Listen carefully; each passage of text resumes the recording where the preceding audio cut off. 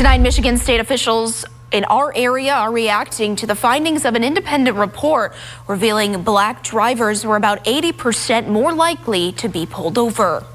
After reviewing dozens of numbers and comparing pages and pages of data, we brought our own questions to Michigan State police officials.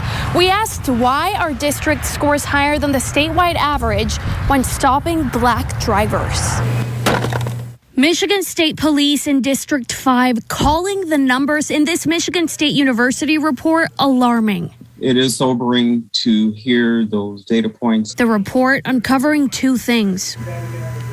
One, the racial disparity in stopping black drivers is much more higher in our district than the statewide average. And two, black drivers were about 3 times more likely to be stopped by District 5 troopers. Barry, Allegan, and Van Buren County seem to be the highest in District 5. Why? Why specifically is it on these 3 counties? Looking at those numbers, I really can't say why. We know that for discrimination to be at play, you would have to have the element of intent. In our district, troopers in Allegan County stopped black drivers almost 11 times more often in 2020, and in Van Buren County, 7 more times. Lieutenant Dwayne Robinson says the disparity shown in the numbers could not prove or measure intent. So that's the area where we're going to focus to find out, why does the disparity exist? He says MSP has accepted the challenge to turn these numbers around by looking at current MSP policies and training methods. To make sure we're not missing the mark on something. We owe it to the public. We owe it to these groups that are being affected by this. What is your message for the community that are seeing this report and say something has to be done, something has to change? We are determined to make this right. To address the disparity, MSP has put together a 5-point plan that includes hiring an independent firm to pinpoint why these disparities exist. Another goal is to also make sure all troopers have body cameras by the end of the year, which will help with transparency. Right now, we're just 10 days away from Catalyst University, a leadership conference you can join at the Radisson in downtown Kalamazoo. I talked one-on-one with this year's MCs about how they say it'll inspire you in new ways you won't find anywhere else. Clarence and I were talking a little bit about why would you come to this event versus just like looking up a speaker on YouTube, for example.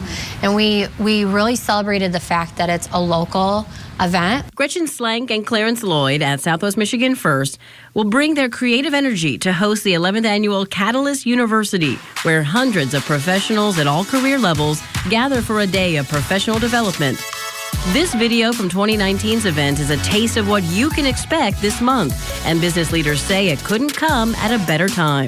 They're facing a ton of challenges when it comes to attracting and retaining the best talent. I think Catalyst University is an amazing tool for businesses to access, to be able to say, like, this is how we engage with our teams. This is how we develop them professionally. This is how we create leaders in the community. The current guest speakers include a classical concert pianist, authors, and a former pro athlete.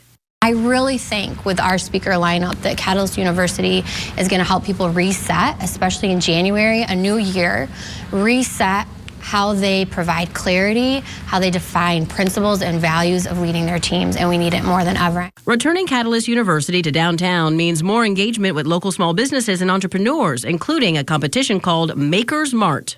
Just that I've sampled the products of the Maker's Mart, and they're good. They're really good. They're good for your skin. They're good for your tummy.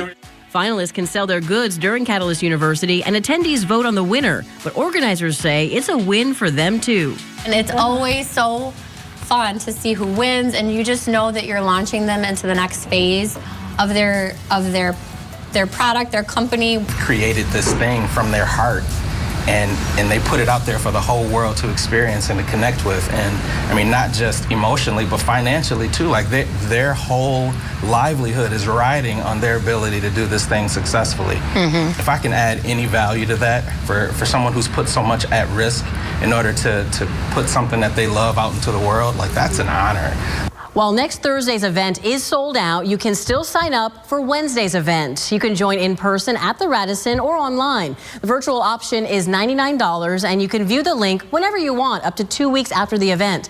We have details on our website, WWMT.com. Just click on this story on our First and 42 tab.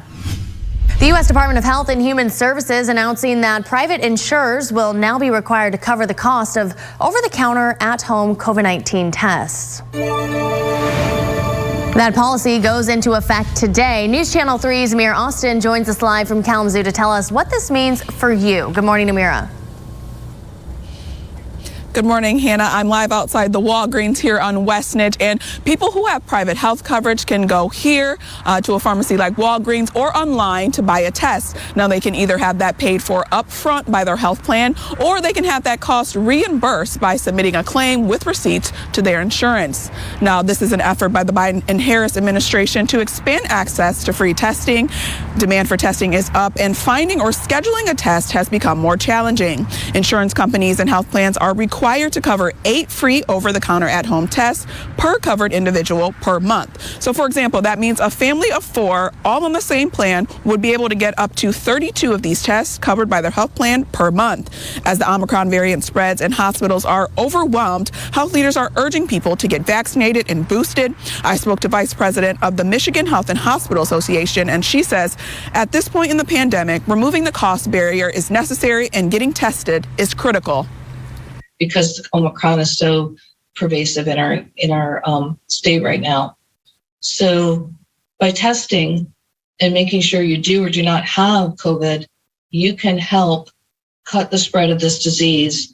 Then you help to keep the number of people hospitalized down, which helps our healthcare workers, which just helps everything in general.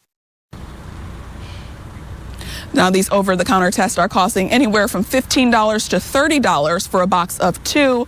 Now, if you are experiencing any symptoms or have been exposed to COVID-19, there are still free options available. To find a free testing site near you, visit this story on our website, WWMT.com. Coming up, I'll tell you what concerns insurance companies have about this new policy.